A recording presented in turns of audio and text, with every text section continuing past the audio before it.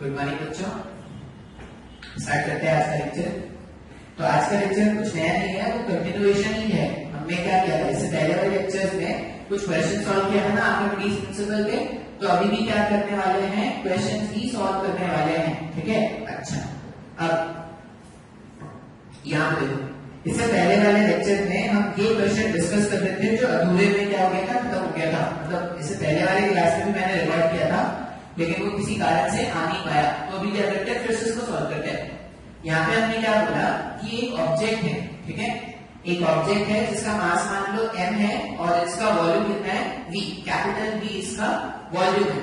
और इसको क्या किया था, लिक्विड के सरफेस से, एक ऐसा लिक्विड है जिसका डेंसिटी कितना है रो, लिक्विड के सरफेस से कुछ तो h height, capital H height ये क्या है, ऊपर है। अब इसको यहां से क्या करना है, ड्रॉप करना है। अब जब इसको आप ड्रॉप करोगे तो ये नीचे गिरना स्टार्ट करेगा। जैसे जैसे ये नीचे गिरेगा तो एक्सेलरेशन है इसमें, क्यों, क्योंकि वेट फोर्स इसको नीचे गिरा रहा है। तो जो एक्सेलरेशन है उसके कारण इसका स्पीड यहाँ तक बढ़ता जा रहा है। अब जैसे ही वाटर के अंदर या लिक्विड के अंदर एंटर करना स्टार्ट करेगा ना, इसमें एक फोर्स ऑफ बॉयंसी लगना स्टार्ट हो जाएगा। अब वो जो फोर्स ऑफ बॉयंसी है उसके कारण नेट फोर्स ऊपर की तरफ हो जाएगा और इसका वेलोसिटी नीचे के डायरेक्शन में है। इसका ये मतलब है कि अब ये रिटार्डेशन एक्सपीरियंस करना स्टार्ट करेगा जैसे ही ये लिक्विड के अंदर चला गया। बिकॉज ऑफ दैट रिटार्डेशन, कुछ डेप्थ मूव करने के बाद, कुछ डेप्थ मूव करने के बाद, मान लो कुछ तो h max मूव करने के बाद वापस से इसका स्पीड कितना हो गया, वापस से इसका स्पीड हो गया 0। बात समझ में आ रहा है क्या? तो हमने क्या बोला कि मैंने उसको कैपिटल H से ड्रॉप किया और वो डेप्थ कितना, h max डेप्थ नीचे जाने पर उसका स्पीड जो है वो वापस से क्या हो गया, 0 हो गया है। अच्छा, अब अपने को ये बोला गया है कि calculate the value of h max। इस गिवन डेटा के साथ हमको क्या करना है, h max का वैल्यू कैलकुलेट करना है। अब h max का वैल्यू कैलकुलेट करने के लिए, h max का वैल्यू कैलकुलेट करने के लिए हमारे पास दो तरीके हैं। अब दो तरीके देखो क्या क्या है। पहला तरीका होगा वर्क एनर्जी थ्योरम, जो ज्यादा आसान है, और दूसरा तरीका होगा हमारा बेसिक एक्सेलरेशन। एक्सेलरेशन वगैरह फाइंड कर लेंगे, डिस्प्लेसमेंट टाइम वाइज जो फॉर्मूला होता है s=uv+r⁵, ये सारे जो फॉर्मूलाज होते हैं वो यूज करके फाइंड करेंगे। ठीक है, अच्छा मैं सिर्फ एक तरीका बताने वाला हूँ आपको, वर्क एनर्जी मेथड। ठीक है, सेकंड वाला जो अप्रोच है मैं आपको बता दूंगा कैसे सॉल्व करना है, आपको खुद से ट्राई करना पड़ेगा। वो सेकंड वाला अप्रोच थोड़ा कैलकुलेटर है, इसलिए मैं बच रहा हूं उससे, वो आपको खुद से ट्राई करना पड़ेगा। अच्छा, अब बहुत लोगों के मन में डाउट आता है, सर आपको कैसे पता चला कि वर्क एनर्जी थ्योरम लगाना है? तो तुमने जब वर्क एनर्जी चैप्टर जब हमने पढ़ा था ना, तो इस तरह के क्वेश्चन बहुत बार आए थे। और कैसे पता चलेगा, चला का रीजन क्या है, initial speed 0, final speed 0। Work energy theorem बोलता है कि net work done by all the forces equals to change in kinetic energy. अब अगर इनिशियल भी 0 है, फाइनल भी 0 है, तो चेंज इन काइनेटिक एनर्जी 0 हो गया। चेंज इन काइनेटिक एनर्जी 0 हो गया मतलब जो राइट हैंड साइड का इक्वेशन है वो 0 हो गया। इसका मतलब कैलकुलेशन आसान होने वाला है, इसलिए हम क्या करने वाले हैं, वर्क एनर्जी थ्योरम के कंसेप्ट को यूज करने वाले हैं।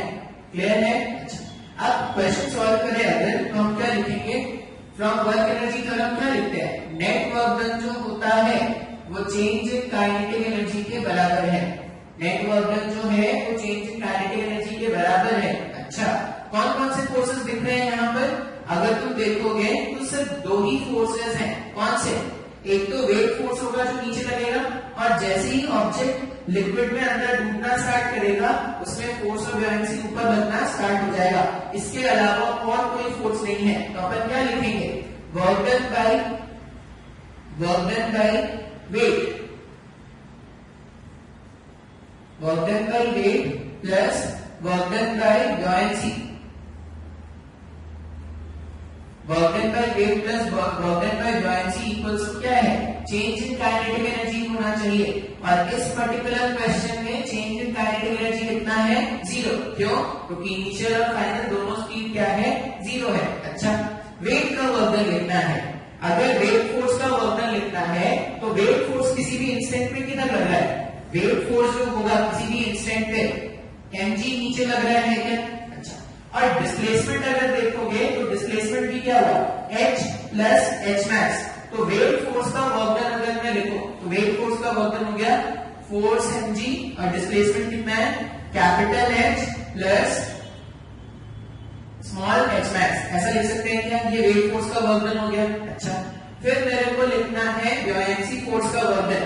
अब ब्योयेंसी फोर्स का वर्क डन लिखने के लिए अपन क्या करेंगे, ब्योयेंसी फोर्स कब लगना स्टार्ट होता है, ब्योयेंसी फोर्स जो होगा वो तब लगता है जब ऑब्जेक्ट लिक्विड में डूबना स्टार्ट करता है। इसका मतलब जब ऑब्जेक्ट यहां से यहां तक है, यहां से यहां तक मूव कर रहा होगा, तो कोई ब्योयेंसी फोर्स है क्या, अभी नहीं। क्यों, क्योंकि ब्योयेंसी फोर्स तो तब आता जब ऑब्जेक्ट क्या करेगा, लिक्विड में डूबना स्टार्ट करेगा। क्लियर है क्या, तो ब्योयेंसी फोर्स का मतलब है, ये ब्योयेंसी फोर्स तब आएगा जब लिक्विड यहाँ, ऑब्जेक्ट जो है वो यहाँ पे ऊपर है और फोर्स ऑफ ब्योयेंसी लगा ऊपर और डिस्प्लेसमेंट नीचे, तो वर्क डन नेगेटिव होगा। तो यहाँ पे अपन क्या इक्वेशन लिखेंगे, फोर्स ऑफ ब्योयेंसी। अच्छा, फोर्स ऑफ ब्योयेंसी कैसे लिखते हैं, तो density of the liquid into volume displaced into G. और डिस्प्लेसमेंट कितना कराना अपने को, डिस्प्लेसमेंट जो कराना है वो H मैक्स नीचे कराना है, तो वर्क डन नेगेटिव के साथ मैंने लिख दिया H मैक्स इक्वल्स टू 0।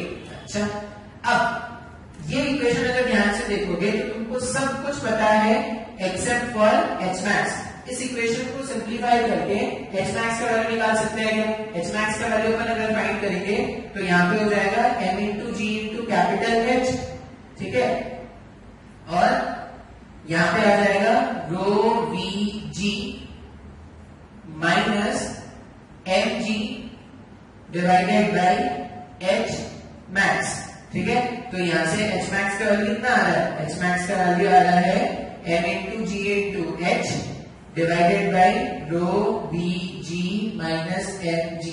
जी सब जगह से कैंसिल हो जाएगा, तो जो भी बचेगा वो तुम्हारा फाइनल आंसर होगा। अच्छा, ये पहला अप्रोच था जो मैंने क्या किया, यूज किया इसी क्वेश्चन को। अच्छा, पहला अप्रोच मुझे लगता है आपको समझ में आ गया होगा। इसी क्वेश्चन को आप एक दूसरे तरीके से भी सॉल्व कर सकते हो। कैसे, यहां से यहां तक जी का एक्सेलरेशन है, तो यहां से यहां तक अगर जी का एक्सेलरेशन है तो इस वाले पॉइंट पर देखना, इस वाले पॉइंट पर आपको स्पीड पता है क्या, इस वाले पॉइंट पर स्पीड कितना होगा, root over of 2g capital H, ये स्पीड हो गया है। अच्छा, अब इस स्पीड के कारण ये नीचे जाना स्टार्ट करेगा। जैसे ही ये नीचे जाना स्टार्ट करेगा, इस पे दो फोर्सेस लगेंगे। किसी भी इंस्टेंट में अगर आप देखोगे तो इस पे दो फोर्सेस लगेंगे, एक तो इसका खुद का वेट mg लगेगा और एक ऊपर क्या लगेगा, फोर्स ऑफ ब्योयेंसी लगेगा। अब Fb और mg दोनों कांस्टेंट हैं, Fb और mg अगर दोनों कांस्टेंट है तो आप क्या कर सकते हो, यहां से नेट फोर्स निकाल सकते हो। नेट फोर्स अगर मिल गया तो आप नेट एक्सेलरेशन निकाल सकते हो। नेट एक्सेलरेशन मिल गया तो मुझे पता है मुझे डिस्प्लेसमेंट कितना कवर करना है, मुझे इनिशियल वेलोसिटी पता है, मुझे फाइनल वेलोसिटी पता है, और मैंने इसको सिंप्लीफाई करके एक्सेलरेशन भी निकाल लिया। इन सबको v square u square plus 2s के फॉर्मूले में अगर यूज करोगे तो वहां से आपको h मैक्स का वैल्यू मिल जाएगा। तो जो इस वाले क्वेश्चन, जो इस वाले तरीके से आंसर आया था, सेकंड वाले तरीके से भी वही आंसर आएगा। आई होप ये समझ में आया होगा। ठीक है, मैंने तुम लोगों को ये होमवर्क में भी दिया था शायद ऐसा क्वेश्चन जो है वो पैकेज में या एक्सपी में मैंने मार्क भी कराया होगा, पता नहीं कि तुमने सॉल्व किया है। एक तो मेरे को ये भी देखना होता है बार बार की रिकॉर्डिंग हो रही है, झंडू फोन है हो रही है, शायद रिकॉर्डिंग हो रही है, कैमरा क्लियर हो गया, नहीं हो रही है रिकॉर्डिंग।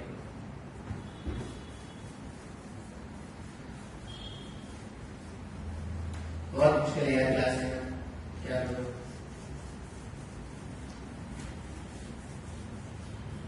एक तो इतने बड़े बड़े फाइल बनते हैं, एडिट करने में टाइम लग जाता है, अच्छा खासा टाइम लग जाता है एडिट करने में। लाइव क्लासेस सबसे मजा आता है यार। ठीक है, ये हमने क्या किया, क्वेश्चन सॉल्व किया। कुछ लोग बोलोगे सर आप जूम पे क्लास करते हैं, बहुत झंडू, बहुत बड़ी झंडू है। बफरिंग कितना हो गया उसमें, देख ही नहीं पाओगे, समझ ही नहीं पाओगे। बार बार स्क्रीन अटक रहा है, बार बार स्क्रीन अटक रहा है, फ्रस्ट्रेट हो जाओगे, छोड़ दोगे, पढ़ने छोड़ दोगे। यहाँ पे तो कम से कम ये होता है कि नहीं, एक कंटिन्यूएशन में तुम चला सकते हो लेक्चर। अच्छा, ये क्वेश्चन हो गया। इसके बाद दूसरा क्वेश्चन देखते हैं। अब दूसरा क्वेश्चन जो है वो है कुछ ऐसा। कैसा क्वेश्चन है देखो,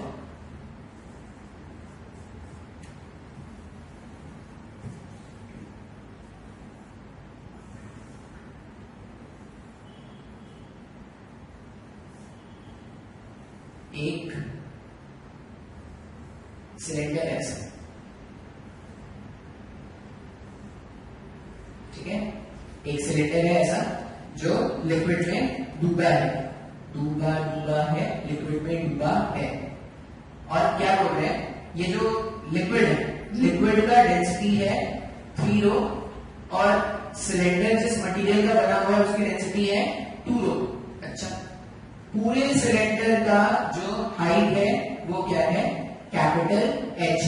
पूरे सिलेंडर का जो हाइट है वो क्या है, कैपिटल H। बात समझ में आ रहा है? अच्छा, अभी दो वैरायटी ऑफ क्वेश्चन यहां पर बनेंगे, ठीक है, 2 तरीके के क्वेश्चन बनेंगे। अब 2 तरीके के क्वेश्चन कैसे कैसे होते हैं। पहला तरीका क्वेश्चन क्या होगा, अगर ये इक्विलिब्रियम में रखा हुआ है, अगर ये इक्विलिब्रियम में रखा है तो हमने ऐसे क्वेश्चन सॉल्व किए थे जिसमें ये कितना पानी के अंदर है कितना पानी के बाहर है वो कैलकुलेट कर सकते हैं। कैसे, पहले वो मैं बता देता हूं फिर आगे क्वेश्चन बताऊंगा क्या है। जैसे यहाँ पे ये 3 रो है और ये 2 रो है, तो जो भी मान लो ये जो हाइट है, मान लो ये जो हाइट है वो है स्मॉल h। मान लो मेरे को स्मॉल h का वैल्यू जानना है। स्मॉल h क्या है, वो डेप्थ है जो लिक्विड के अंदर है। तो फोर्स ऑफ बॉयंसी ने वेट को बैलेंस करके रखा होगा क्या? अगर फोर्स ऑफ बॉयंसी ने वेट को बैलेंस करके रखा है तो अपन इक्वेशन ऐसा बना सकते हैं क्या, देखो फोर्स ऑफ बॉयंसी कैसे लिखेंगे। फोर्स ऑफ बॉयंसी होता है density of liquid into volume displaced. Volume displace क्या हो जाएगा, cross sectional area into h के बराबर हो जाएगा, ये डिस्प्लेस वॉल्यूम हो गया, इनटू g, ये वेट ऑफ लिक्विड डिस्प्लेस के बराबर हो गया। और कंटेनर या वो जो सॉलिड ऑब्जेक्ट है उसका वेट अगर लिखोगे तो क्या लिखोगे, 2 रो इनटू वॉल्यूम क्या हो जाएगा, a इनटू कैपिटल H हो जाएगा क्या, volume, density into volume into g। अब देखो कैंसिल आउट क्या क्या हो रहा है, a g रो और कुछ कैंसिल हुआ क्या, नहीं। तो यहां पे आ जाएगा 3h equals to 2 times of capital H। तो स्मॉल h का वैल्यू कितना हो जाएगा, 2h/3 होगा क्या। ऐसा क्वेश्चन मैंने पहले भी सॉल्व कराया था, ठीक है। ये क्वेश्चन नहीं है, क्यों, क्योंकि ये तो बेसिक क्वेश्चन का जो आपको मैंने पहले ही बताया था। मतलब ये जो h है क्वेश्चन में वो कितना है, वो एक्चुअल में 2h/3 है क्या, ये 2h/3 है, तो ये कितना होगा, ये हो जाएगा h/3। ऐसे इक्विलिब्रियम में क्या था, जो कंटेनर, या नोट कर लेना, ऐसा क्वेश्चन मैंने आपको करा दिया पहले। अब ऐसे इक्विलिब्रियम में क्या था, डायग्राम रखा हुआ है।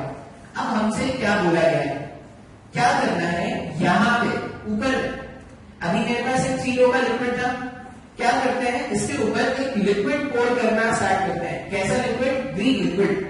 इसके ऊपर क्या करते हैं, एक ग्रीन लिक्विड पोर करना स्टार्ट करते हैं, ऐसे यहां ऐसे ऊपर में ग्रीन लिक्विड भरना स्टार्ट किया हमने।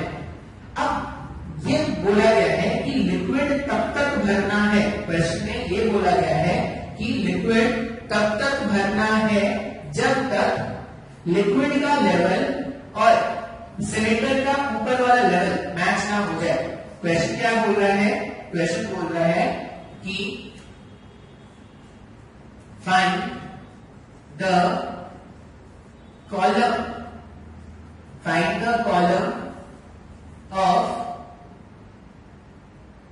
Liquid with density rho. Find the column of liquid with density rho which must be added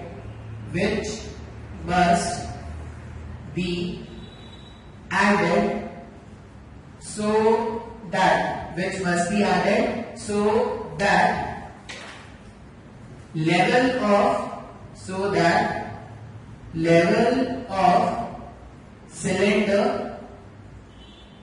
that level of cylinder is same as level of green liquid, ऐसा कुछ क्वेश्चन बोला गया है। ठीक है, क्वेश्चन जो था इक्विलिब्रियम में रखा हुआ है, इक्विलिब्रियम में रखा हुआ है, हमने क्या किया, ग्रीन लिक्विड डालना स्टार्ट किया। पंप पे ये किसने ये हरा रंग डाला, तो ये ग्रीन लिक्विड हमने एसएस पे डालना स्टार्ट किया।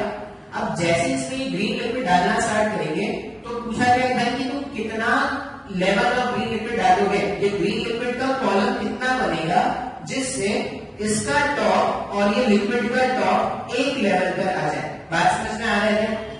अब अपने को लग रहा है भाई H/3 का जगह खाली है, H/3 लिक्विड डाल दो, और ये ऑप्शन भी होगा H/3, पहला ऑप्शन क्या होगा H/3। यहाँ पे तुम सोचे सर H/3 का जगह खाली था, H/3 का लेवल तक जाएगा लिक्विड? नहीं, क्यों नहीं जाएगा वो सोचते। तुम जैसे ही लिक्विड डालना स्टार्ट करोगे, तुम जैसे लिक्विड डालना स्टार्ट करोगे, ध्यान से देखना है, लिक्विड डालने से, जैसे मैंने लिक्विड डाला, लिक्विड डालने से क्या होगा, इस पॉइंट का प्रेशर जो है वो बढ़ना स्टार्ट हो जाएगा। हाँ या ना? जैसे जैसे लिक्विड का डेप्थ बढ़ता जाता है, प्रेशर बढ़ता जाता है।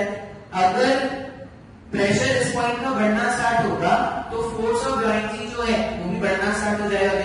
अगर फोर्स ऑफ ब्यूएंसी बढ़ना स्टार्ट हो जाएगा तो ये और ऊपर जाना स्टार्ट करेगा क्या? सर मेरे को नहीं समझ में आया। सबसे पहले क्वेश्चन में क्या रहा, इक्विलिब्रियम में रखा हुआ है। इक्विलिब्रियम में क्या है, 3 रो का लिक्विड है, ब्लू रंग का लिक्विड है मान लो, ठीक है, और इसमें 2 रो का सिलेंडर जो था वो इमर्ज करके रखा गया था, इक्विलिब्रियम में था। अच्छा, अब हमने ये देखा कि अगर इस तरह का अरेंजमेंट है 2H/3 लिक्विड के अंदर होगा और H/3 जो होगा वो लिक्विड के बाहर है। अच्छा, अब क्वेश्चन कैसे बना रहे हैं, क्वेश्चन बनाने के लिए हमने क्या बोला कि इसमें एक ग्रीन लिक्विड ऐड करना स्टार्ट करते हैं और उस ग्रीन लिक्विड का डेंसिटी कितना है, रो। अच्छा, अब ग्रीन लिक्विड का कितना कॉलम या ग्रीन लिक्विड का कितना लेवल आप ऐड करोगे सच दैट सिलेंडर का टॉप लेवल और ग्रीन लिक्विड का लेवल मैच कर जाए। मतलब आपको ऐसा कुछ डायग्राम बनाना है कि दोनों का लेवल क्या हो जाए, मैच हो जाए। अच्छा, अब स्ट्रेट फॉरवर्ड अपने को लग रहा है H/3 का जगह खाली था, H/3 का लिक्विड कॉलम डाल दो तो दोनों का लेवल मैच हो जाएगा। नहीं, H/3 ऑप्शन रहेगा, लेकिन ये गलत है। क्यों गलत है तो ध्यान से, अगर आपको ब्यूएंसी फोर्स, अगर आपको ब्यूएंसी फोर्स समझ में आया होगा तो आप बता सकते हो क्यों गलत है। जैसे आप लिक्विड डालना स्टार्ट करोगे, यहाँ पे आपने लिक्विड डालना स्टार्ट किया, जैसे लिक्विड डालना स्टार्ट करोगे इस पॉइंट का प्रेशर बढ़ना स्टार्ट हो जाएगा। क्यों? क्योंकि डेप्थ बढ़ रहा है, प्रेशर बढ़ा है, तो प्रेशर के बढ़ने के कारण कौन सा फोर्स आता है, ब्यूएंसी फोर्स ही तो आता है। इसका मतलब जितना ब्यूएंसी फोर्स से पहले एक्सपीरियंस कर रहा था, पहले ब्यूएंसी फोर्स सिर्फ इस लिक्विड के कारण एक्सपीरियंस कर रहा था ना, अब ये जो लिक्विड का कॉलम होगा उसके कारण भी ब्यूएंसी फोर्स आना स्टार्ट हो जाएगा। तो जो नया ब्यूएंसी फोर्स है वो ये लिक्विड प्लस ये लिक्विड दोनों के कारण आएगा क्या? हाँ या ना? अगर दोनों के कारण ब्यूएंसी फोर्स आएगा, इसका मतलब इस सिलेंडर के वेट को दोनों ने मिलकर बैलेंस किया होगा क्या? अच्छा, अब मेरे को ये लगता होगा, मेरे को ये लगता है कि तुमको ये बात समझ में आ गया है कि जो लेवल होगा ग्रीन लिक्विड का वो H/3 तो नहीं होगा। H/3 नहीं है, अगर H/3 नहीं है इसका मतलब क्या होगा, H/3 से कुछ ज्यादा होना चाहिए क्या? ज्यादा, H/3 से क्या होना चाहिए, ये ऊपर गया, हाँ H/3 से क्या हो जाएगा, ज्यादा हो जाएगा। H/3 से ज्यादा हमारा लिक्विड का लेवल आना चाहिए। अच्छा, चलो भाई देखते हैं। तो अभी ना ये सब जो था उसको मैं हटा दे रहा हूं, पहले 2H/3 था और ये H/3 था। अभी ऐसा मान लेते हैं कि जब ये इक्विलिब्रियम हो गया होगा, जब ये बैलेंस हो गया होगा, तो डायग्राम ऐसा था क्या, इस कंडीशन का अपने को लेवल जानना है। ये जो कॉलम है यहाँ पे, इसका वैल्यू अपने को जानना है ना, बात समझ में आ रहा है? अच्छा, ये अभी H/3 नहीं है, ये H/3 तब था जब सिर्फ एक लिक्विड था, अभी दोनों मिलकर आ गए। अगर दोनों मिलकर आ गए हैं, मान लो ये जो लेवल है यहाँ पर वो कुछ तो x है, अगर ये लेवल कुछ तो x हो गया तो ये जो रिमेनिंग होगा यहाँ पे ब्लू लिक्विड का लेवल कितना है, h-x है। अच्छा, अभी इसके कारण भी ब्यूएंसी है और इसके कारण भी ब्यूएंसी है, दोनों ने नेट ब्यूएंसी जो क्रिएट किया था वो सिलेंडर के वेट को हैंडल कर रहा है। तो अपन क्या लिखेंगे, Fd by first liquid plus Fb by second liquid equals to weight. Sir मेरे को नहीं समझ में आ रहा है सर। बहुत ही आसान है भाई, बहुत ही आसान सा कंसेप्ट है। H/3 पहले जो सिलेंडर था वो H/3 ऊपर था, तो आपको ऐसा लगता है, आपने को ऐसा लगता है कि H/3 का लिक्विड डालना पड़ेगा, लेकिन तुम जैसे ही लिक्विड डालना स्टार्ट करोगे नीचे से प्रेशर बढ़ना स्टार्ट हो जाएगा। नीचे से प्रेशर बढ़ा तो वो क्या करेगा, ऊपर आना स्टार्ट कर देगा। अच्छा भाई, इसको सॉल्व करना स्टार्ट करो। Force of buoyancy first liquid के कारण, फर्स्ट लिक्विड H-x डेप्थ तक नीचे है क्या फर्स्ट लिक्विड में, तो फोर्स ऑफ बुयांसी अगर मैं लिखूं तो क्या लिखूंगे, density of liquid into volume displaced. Cross section area A मान लो और कॉलम कितना है H-x इनटू G। सर मेरे को नहीं समझ में आया।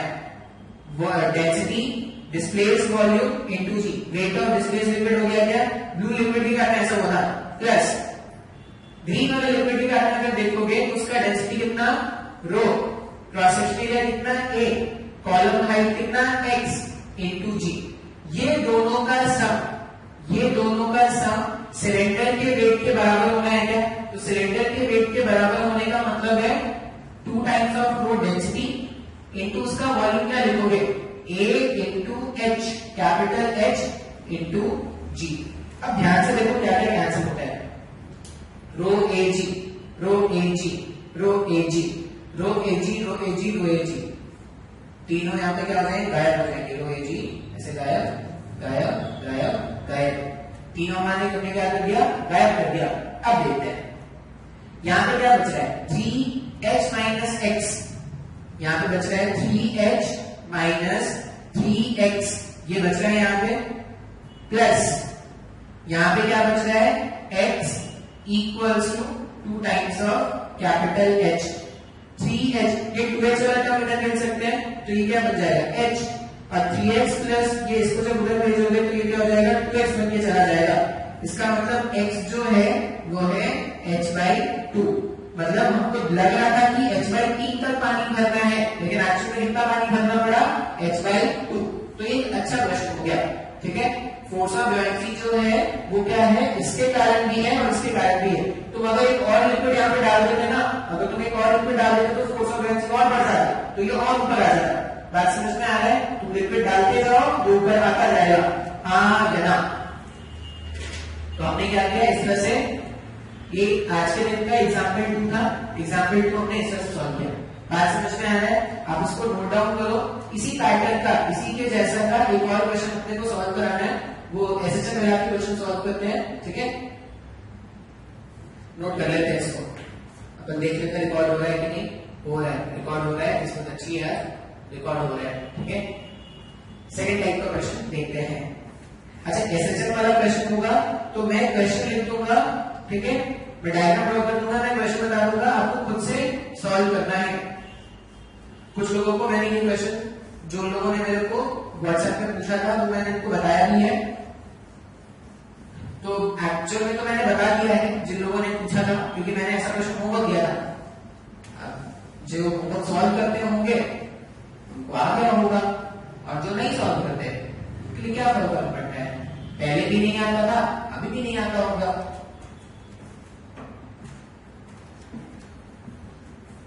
कोरोना कोरोना खत्म नहीं होने वाला भैया, कोरोना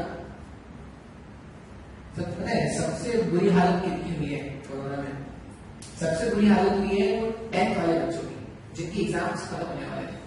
एग्जाम्स खत्म होने वाले तो उन्होंने क्या क्या प्लान करके रखी होगी भाई, सोच रखा 10th, क्योंकि 10th एक ऐसा टाइम है ना जो जब नहीं चाहने वाले बच्चे भी क्या होते पढ़ते हैं, नहीं चाहने वाले बच्चे भी बैठे हैं 10 घंटे 8 घंटे बुक लेके बैठे हैं, हिस्ट्री रिवाइज कर रहे हैं, ज्योग्राफी पढ़ रहे हैं, साइंस पढ़ रहे हैं, ये कर रहे हैं, वो कर रहे हैं, और इस उम्मीद में पढ़ते हैं कि भाई चलो भाई एग्जाम दे लेते हैं, उसके बाद अपन फ्री हो जाएंगे तो जहां ऊपर से करेगा वहां जाएंगे।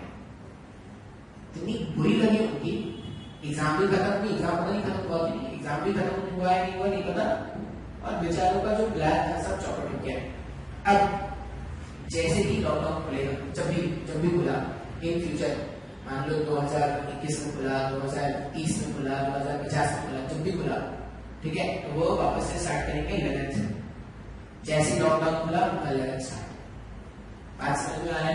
तो बेचारा बहुत तकलीफ में है, तो कोई भी अगर 10th का स्टूडेंट उनको दिखे तो उसके साथ तुम अपना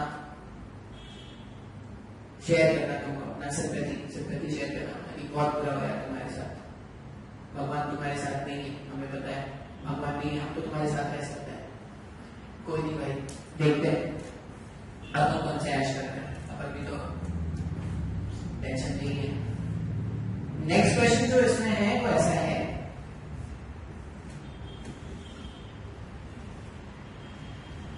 सिलेंडर है, ठीक है, और तो एक कंटेनर था जिसमें एक सिलेंडर डूबा हुआ है। इतने सारे सिलेंडर क्वेश्चन है, सिलेंडर डूबा है, सिलेंडर डूब के बेचारा मर गया, सिलेंडर डूब के। ये जो लिक्विड है उसका डेंसिटी है 3 लो और जो सिलेंडर है उसका डेंसिटी है 2 लो। इक्विलिब्रियम कंडीशन में, इक्विलिब्रियम कंडीशन के बारे में अगर बात किया जाए तो अभी तो हमने सॉल्व किया था ना, ये जो डेप्थ होता वो 2h/3 आता है, कैपिटल H है 2h/3। अगर ये h है तो ये जो डेप्थ है वो 2h/3 है और ये जो डेप्थ है वो कितना है h/3। लिख सकते हैं ऐसा? अभी करना कैसे, क्वेश्चन में ऐसा बोला गया है कि इक्विलिब्रियम ऐसा रखा हुआ था, ठीक है, if the cylinder is displaced slightly, अगर ये जो सिलेंडर है उसको स्लाइटली डिस्प्लेस कर दिया गया है, then find the time period of SHM। ये क्वेश्चन, ठीक है, SHM के बारे में भी चैप्टर में ऐसा क्वेश्चन था, कुछ लोगों ने सॉल्व भी कर लिया था उस समय, ठीक है। अब जिन लोगों ने नहीं सॉल्व किया उन लोगों को बता देता हूं कि ऐसा अरेंजमेंट रखा हुआ है, इक्विलिब्रियम में रखा हुआ है। अब जैसे ही तुम इसको हल्का डिस्प्लेस करोगे, मान लो अभी क्या है, जो भी वेट फोर्स है वो फोर्स ऑफ बैलेंस से बैलेंस हो रहा होगा, तो इक्विलिब्रियम में रखा हुआ है। जैसे मैं इसको हल्का डिस्प्लेस करूंगा, मान लो मैंने इसको नीचे की तरफ शिफ्ट किया होगा, अगर मैंने नीचे की तरफ शिफ्ट किया होगा तो फोर्स ऑफ बैलेंस बढ़ गया होगा। इस इतने जगह 2h/3 नीचे है तो फोर्स ऑफ बैलेंस जो है वो वेट को बैलेंस कर रहा है, और तुम अगर इसको फर्दर शिफ्ट कर दोगे तो फोर्स ऑफ बैलेंस बढ़ जाएगा।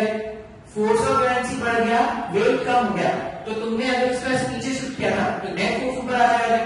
नेट फोर्स ऊपर आ जाएगा मतलब ये क्या मिलेगा, ऐसे कर सकता है, हाँ या ना। दूसरी तरह से सोचो, तुम जैसे इसको ऐसे ऊपर की तरफ थोड़ा सा लिफ्ट करोगे, जैसे ऊपर की तरफ लिफ्ट करोगे तो तुमने डिस्प्लेस ऐसे ऊपर किया। अभी mg नीचे है जिसका मैग्नीट्यूड चेंज नहीं हो रहा, लेकिन फोर्स ऑफ बैलेंस कम हो गया है, तो पार्टिकल नेट के नीचे मूव करना स्टार्ट कर देगा। इसका मतलब तुम जैसे इसको स्लाइड डिस्प्लेस करोगे ये SHM एग्जीक्यूट करना स्टार्ट करेगा। अब अपने को क्या करना है, इसका टाइम पीरियड कैलकुलेट करना है, ठीक है।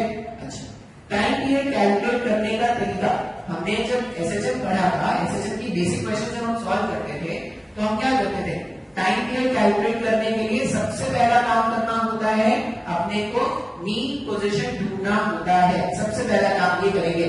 अच्छा, फिर क्या करते हैं, एक बार मीन पोजीशन मिल गया तो मीन पोजीशन का फोर्स रिलेशन लिखना होता है, ठीक है। तो सेकंड पार्ट हो गया, फोर्स रिलेशन भी लिख दिया। उसके बाद और क्या करते थे, जैसे ही अपने को फोर्स रिलेशन मिल गया, फोर्स रिलेशन जैसे मिल गया उसके बाद क्या करते थे, उसको स्लाइड डिस्प्लेस करते थे। स्लाइड डिस्प्लेस करने के बाद जो भी एक्स्ट्रा फोर्स डेवलप होता था उसको नेट फोर्स मान के मास को एक्सेलरेशन से इक्वेट कर देते थे। अब यहाँ पे acceleration equals to minus of k upon m into x के ऑर्डर का इक्वेशन बनता था। इसको सिंपलीफाई करके टाइम पे मिल जाता था 2 pi root over m upon k, ऐसे कुछ मिलता था। तो देखते हैं वैसे क्वेश्चन को क्या करेंगे, सॉल्व करेंगे। इक्विलिब्रियम कंडीशन या मीन पोजीशन, ये मीन पोजीशन है क्या, देखो तो इस पॉइंट पे तो फोर्सेस बैलेंस हो रहे हैं, तो ये क्या है, मीन पोजीशन। अब मीन पोजीशन का फोर्स रिलेशन अगर आप लिखोगे तो मीन पोजीशन का फोर्स रिलेशन क्या लिखेंगे, वेट को फोर्स ऑफ बैलेंसिंग से इक्वेट करना है। तो वेट फोर्स कितना है, 2 rho into area into capital H, density into volume into G. ये मेरे पास क्या हो गया, ये वेट हो गया। वेट को अपने को इक्वेट करना है फोर्स ऑफ बुयांसी से। फोर्स ऑफ बुयांसी होगा 3 रो। फोर्स ऑफ बुयांसी कितना हो जाएगा, 3 rho into area of cross section into कितना है, ये नीचे है तो 2h/3 नीचे है। वैसे ये कैंसिल आउट भी हो जाएगा, दोनों इक्वली होने वाला है, ठीक है। बस लिख देते हैं कैंसिल ही तो होने वाला है ये 2h/3 3 rho a 2h/3 into जी। अब ये इक्वेशन और ये इक्वेशन देखो मैग्नीट्यूड वाइज एकदम सेम है, सॉल्व करोगे तो दोनों सेम आ जाएंगे, ठीक है। अच्छा, फिर इक्विलिब्रियम कंडीशन पर फोर्स रिलेशन लिखते हैं, उसका क्या करना होता है, स्लाइड डिस्प्लेसमेंट करना होता है। तो स्लाइड डिस्प्लेसमेंट मैं इसमें ड्रॉ कर रहा हूं, आप क्या करोगे, आप अलग से डायग्राम ड्रॉ करोगे, ठीक है। स्लाइड डिस्प्लेसमेंट दिया, मान लो ये पहले मीन क्वेश्चन था, इसको क्या करते हैं, x नीचे शिफ्ट कर दे रहे हैं, ठीक है। इसको क्या कर दिया हमने, x नीचे शिफ्ट कर दिया, ये नीचे नहीं, ये क्या हो गया, ऊपर आ गया।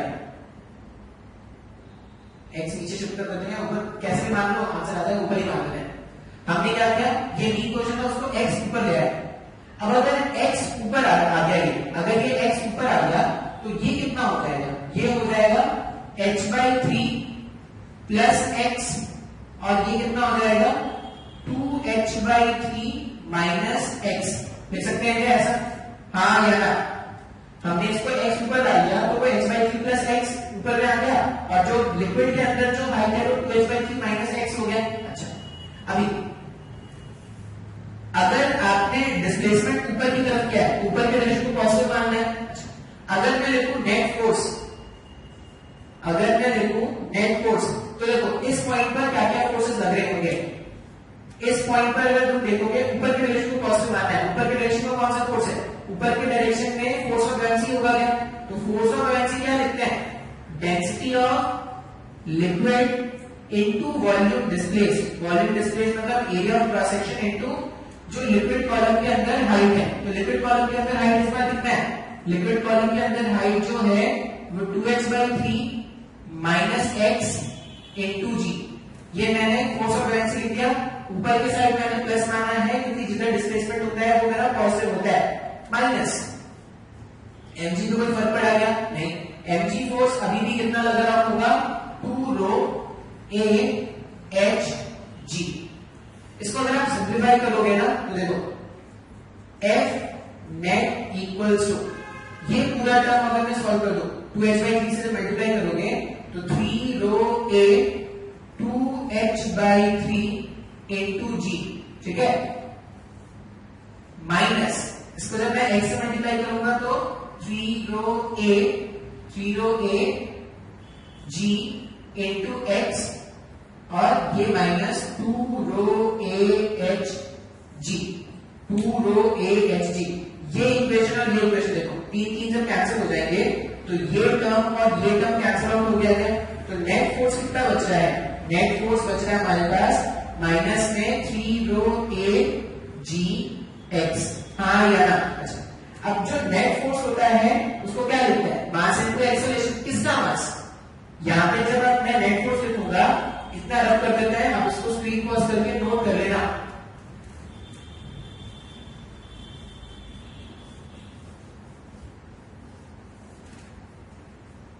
अगर मैं नेट फोर्स लिखूं तो नेट फोर्स कितना है,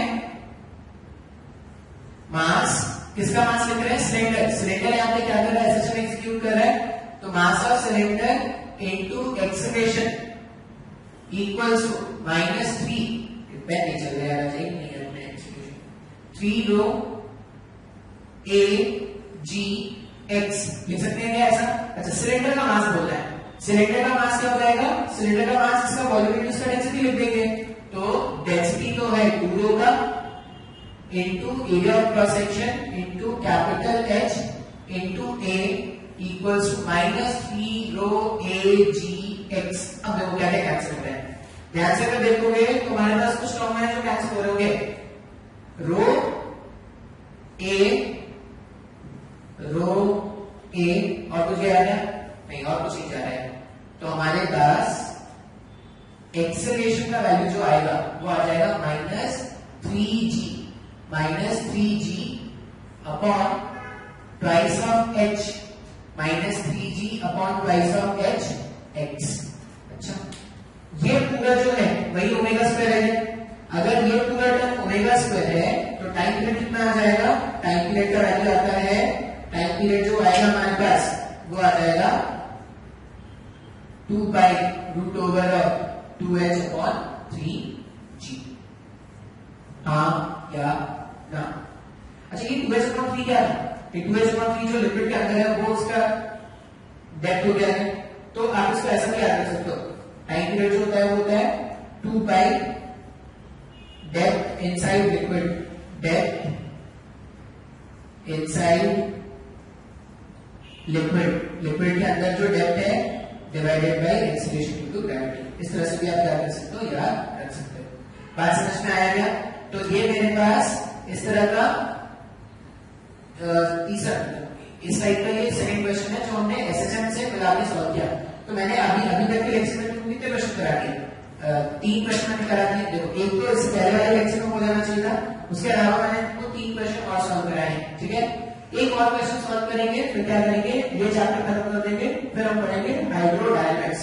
ठीक है, तो पहले देख लेते हैं रिकॉर्ड हो रहा है कि नहीं, तो थोड़ा रुक जाते हैं, बोल के थक गया।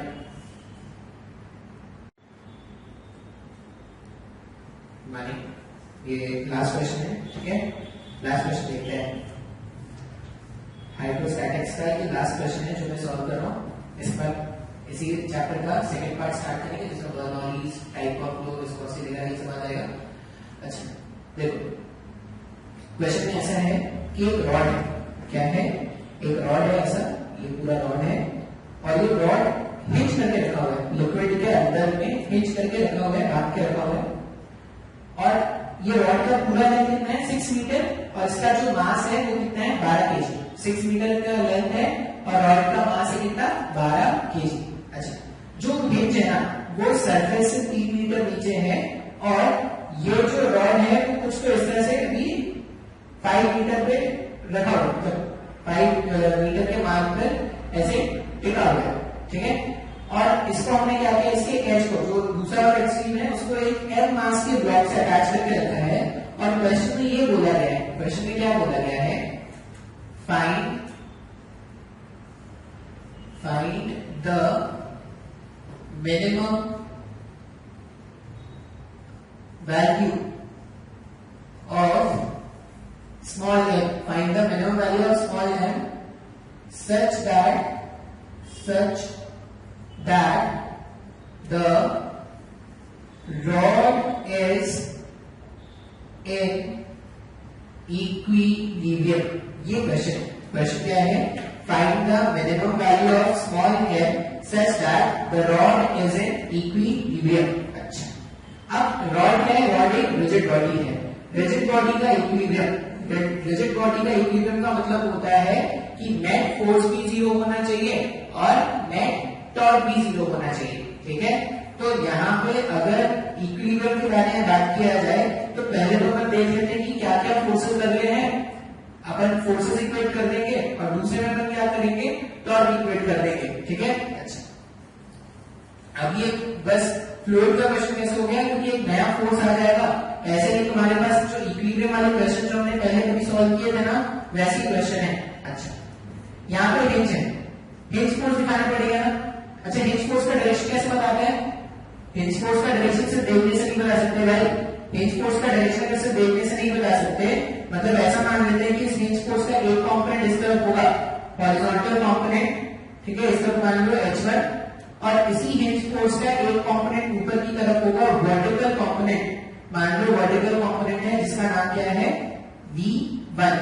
एक h1 का हिंज फोर्स का कंपोनेंट इस तरफ और एक वर्टिकल कंपोनेंट इस तरफ, ऐसे ही दिखा देंगे। अच्छा, इसके अलावा ये 5 मीटर भी मैं रख कर दे रहा हूं। इसके अलावा देखो और क्या क्या क्या फोर्सेस होंगे, रॉड का वेट होगा क्या, और रॉड का वेट क्या करोगा, इसके सेंटर से लगेगा सेंटर मास पे। तो अगर ये पूरा 5 था तो 3 मीटर का मान यहां नहीं तो होगा क्या, तो यहां पर हम क्या करने वाले हैं, 3 मीटर के मान पर इसका वेट फोर्स दिखाएंगे, और वेट फोर्स कितना हो जाएगा, इसका वेट हो जाएगा 120 न्यूटन का वेट नीचे लग रहा है। बात समझ में आ रहा है? अच्छा, फिर और क्या लग रहा होगा? ये रॉड जो है वो लिक्विड में डूबा है। अब अगर रॉड लिक्विड में डूबा है तो फोर्स ऑफ ब्योएंसी दिखाना पड़ेगा। अच्छा, फोर्स ऑफ ब्योएंसी मैंने आपको बताया था कि फोर्स ऑफ ब्योएंसी का जो पॉइंट ऑफ एप्लीकेशन है, जिसको सेंटर ऑफ ब्योएंसी बोलते हैं, centre of buoyancy centre of displace liquid होता है, ये centre of mass of displace liquid होता है। तो इस रॉड में अगर इतना 5 मीटर के लेंथ का लिक्विड डिस्प्लेस किया है तो 5 मीटर का सेंटर ऑफ मास क्या होगा? 2.5 के मार्क पे होगा। ये यहां पर वेट कहां पे लगा था? वेट जो था वो यहां से, वेट जो था वो यहां से 3 मीटर के मार्क पर लग रहा था वेट फोर्स। अच्छा, फोर्स ऑफ ब्योएंसी जो होगा, मान लो फोर्स ऑफ ब्योएंसी यहां कहीं पे लग रहा है, फोर्स ऑफ ब्योएंसी क्या लगेगा? ऊपर की तरफ लगेगा। और ये फोर्स ऑफ ब्योएंसी कितने हाइट पे लगने वाला है? हिंज से 2.5 मीटर के मार्क पे लगेगा। सब को ये नहीं समझ में आया? ये ध्यान से समझना है भाई। Centre of buoyancy, centre of ब्योएंसी क्या होता है? जो भी डिस्प्लेस लिक्विड है उसके सेंटर ऑफ मास, तो इतना ही लिक्विड डिस्प्लेस हुआ, उसका सेंटर ऑफ मास क्या होगा? 2.5 पे होगा। क्या? अगर 5 मीटर का रॉड है तो ये 2.5 पे फोर्स ऑफ ब्योएंसी, 3 मीटर पर वेट, और इसके अलावा क्या होगा? एक इसका वेट भी लगेगा, इसका वेट भी लगेगा m into g नीचे। इसके अलावा और कोई फोर्सेस है क्या?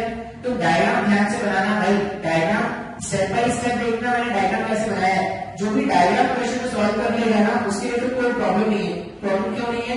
क्योंकि फिर या तो फोर्स इक्वेट करो या टॉर्क इक्वेट करो, तो टॉर्क लिखना आता है, फोर्स लिखना आता है, ये सब लिखना अपने को आता है, तो उनसे अपने को फर्क नहीं पड़ने वाला। मैटर क्या करता है कि आपने ये डायग्राम का एबिलिटी सही से बनाया कि नहीं। अच्छा, बोलो कि सर यहाँ पे टेंशन मेंशन ये तो टेंशन जितना इधर उतना इधर है, तो टॉर्क को कैंसिल आउट हो जाएंगे, तो उसका मतलब नहीं। अच्छा, अभी अपने से क्या पूछा गया है? अपने से पूछा गया है, अपने से क्या पूछा गया है कि स्मॉल एम का मिनिमम वैल्यू बताओ जिससे इक्विलिब्रियम मेंटेन रहे। अच्छा, सबसे पहला काम करते हैं, फोर्सेस इक्वेट करके देखते हैं। अब अगर तुम फोर्सेस देखोगे ना तो देखो हॉरिजॉन्टल डायरेक्शन में ये एक्स एक्सिस के अलावा एक ये h1 फोर्स दिख रहा है, इसके अलावा और कोई फोर्स है नहीं। अगर h1 फोर्स के अलावा और कोई फोर्स नहीं है, इसका मतलब h1 का वैल्यू 0 होना चाहिए, क्योंकि ये तो इक्विलिब्रियम मेंटेन करना है ना।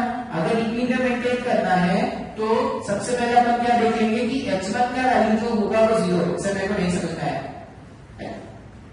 अगर मैं बोल रहा हूं इक्विलिब्रियम है तो नेट फोर्स 0 होना चाहिए ना। x के डायरेक्शन से भी h1 फोर्स है और उसको जब आप सिंप्लीफाई करोगे 0 से इक्वेट कर सकते हैं ना इक्विलिब्रियम के लिए। अच्छा, y डायरेक्शन में देखते हैं। y डायरेक्शन में अगर देखोगे तो क्या क्या फोर्सेस है? 120 और ये mg, 120 और ये mg नीचे लग रहा है। 120 और ये mg जो है वो नीचे लग रहा है, ठीक है। ऊपर की तरफ क्या क्या है? ऊपर की तरफ है फोर्स ऑफ ब्योएंसी, ऊपर की तरफ है फोर्स ऑफ ब्योएंसी और हिंज फोर्स का वर्टिकल कंपोनेंट जिसका वैल्यू, इसका नाम हमने क्या रखा है? v1। अभी देखो इस इक्वेशन में एक तो m अननोन है, फोर्स ऑफ ब्योएंसी आप कैलकुलेट कर सकते हो। क्यों? क्योंकि जो भी डिस्प्लेस वॉल्यूम होगा वो तुम यहाँ पे कैलकुलेट कर लेना। डिस्प्लेस वॉल्यूम पता है, डेंसिटी पता है, सबका वैल्यू पुट करोगे तो फोर्स ऑफ ब्योएंसी मिल जाएगा। 5 मीटर का रॉड था। अच्छा, तीसरा इक्वेशन लिखते हैं, ये तो हमने फोर्सेस से लिखा। तीसरा इक्वेशन लिखते हैं अपन टॉर्क से। अब टॉर्क किस एक्सिस के अबाउट लिखना है? अगर नेट फोर्स 0 होता है तो किसी भी एक्सिस के अबाउट टॉर्क क्या होता है? सेम होता है। अब टॉर्क किसके अबाउट लिखे कि काम आसान हो जाए, तो हिंज के अबाउट टॉर्क लिखोगे तो काम आसान हो जाएगा, क्योंकि v1 का वैल्यू अननोन था, v1 का वैल्यू अननोन था तो उसका टॉर्क खत्म हो जाएगा। तो अपन लिख रहे हैं torque about hinge, torque about hinge लिखेंगे और उसको क्या कर देंगे? 0 से इक्वेट कर देंगे। अब देखो हिंज पर टॉर्क कैसे लिखते हैं, ध्यान से देखना। ये 120 into परपेंडिकुलर डिस्टेंस देखना है। परपेंडिकुलर डिस्टेंस देखने के लिए मैं डायग्राम थोड़ा सा साफ कर रहा हूं। डायग्राम परपेंडिकुलर डिस्टेंस, ये फोर्स है तो परपेंडिकुलर डिस्टेंस h1 का जरूरत नहीं है, h1 खत्म हो गया। ये डिस्टेंस मेरा परपेंडिकुलर डिस्टेंस होगा क्या? जो मैंने रेड से बनाया है ये परपेंडिकुलर डिस्टेंस होगा। तो अगर मेरे को टॉर्क लिखना है तो टॉर्क कैसे लिखेंगे? इसका वैल्यू है 120। अच्छा, ये 5 मीटर है। एक और चीज, अगर ये 3 था, यहां पे ये 3 है, ये 5 है, तो ये एंगल 37 है क्या? अगर ये एंगल 37 डिग्री, तो ये एंगल भी कितना? ये एंगल भी 37 डिग्री होगा। आइकन पेयर्स, इस 120 का अगर मैं टॉर्क लिखूं तो कितना हो जाएगा? 120 फोर्स इनटू परपेंडिकुलर डिस्टेंस अगर हिंट से देखा जाए तो यहां से यहां तक ये 3 है ना, और ये कितना हो गया? 37। तो 3 cos 37 लिखेंगे क्या? तो यहां पे लिख दिया मैंने 3 into cos 37। सर मेरे को नहीं समझ में आया, सिर्फ डायग्राम ध्यान से देखना है भाई। यहां से यहां तक ये हाइपोटेनस का काम करता है। हाइपोटेनस कितना है? 3, और ये अपने को चाहिए परपेंडिकुलर डिस्टेंस, तो कितना हो जाएगा? 3 cos 37। अच्छा, सेंस ऑफ रोटेशन देख लेते हैं। सेंस ऑफ रोटेशन क्या है? सेंस ऑफ रोटेशन इसका क्लॉकवाइज है क्या? सेंस ऑफ रोटेशन क्लॉकवाइज है, इसलिए मैंने लगा दिया माइनस। सर मेरे को कुछ भी नहीं समझ में आ रहा है। टॉर्क लिखना मैंने तुमको पहले भी सिखाया है, टॉर्क लिखना नहीं आता तो बेसिक रोटेशन की क्लासेस में अपने नोट्स देखो। फिर एफडी का टॉर्क लिखना है। फोर्स ऑफ बुयांसी अगर मेरे को लिखना है तो फोर्स ऑफ बुयांसी का पहले मैग्नीट्यूड लिखते हैं, ठीक है? अच्छा, एफडी का जो टॉर्क बनेगा, एफडी का टॉर्क जो बनेगा वो ऐसा बनेगा, एंटी क्लॉकवाइज बनने वाला है। अगर एफडी का टॉर्क एंटी क्लॉकवाइज बनने वाला है तो प्लस में लिखते हैं। अगर वो फोर्स ऑफ बुयांसी कैसे लिखेंगे? फोर्स ऑफ बुयांसी लिखने के लिए अगर मेरे को फोर्स ऑफ बुयांसी लिखना है, एरिया वगैरह नहीं देगा ना, एरिया चाहिए होगा क्या पता नहीं क्या होता है। फोर्स ऑफ बुयांसी लिखने के लिए अपन करते हैं density of liquid. Density of liquid water है यहां पे, तो density of water into volume. Volume कैसे लिखेंगे? तो टोटल उसका मास गिवन है, मास है 12 केजी और रॉड का लेंथ है 6 मीटर। यहां से क्रॉस सेक्शन एरिया ढूंढ सकते हैं। यहां से अगर क्रॉस सेक्शन एरिया ढूंढोगे ना तो क्रॉस सेक्शन एरिया ऐसा हो जाएगा, एरिया एरिया से क्रॉस सेक्शन एरिया हो जाएगा। ये पहले वॉल्यूम लिखेंगे। वॉल्यूम को क्या लिख सकते हैं? Volume equals to mass upon density. Mass upon density, density बताएगा अपने को, रॉड का डेंसिटी भी नहीं पता, बहुत शानदार।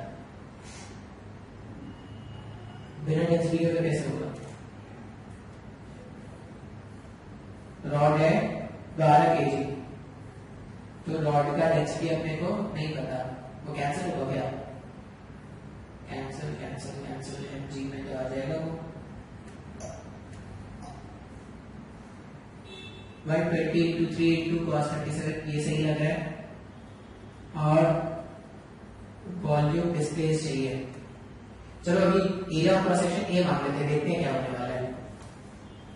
ऐसा मान लेते हैं कि एरिया ऑफ क्रॉस सेक्शन जो है वो ए के बराबर है।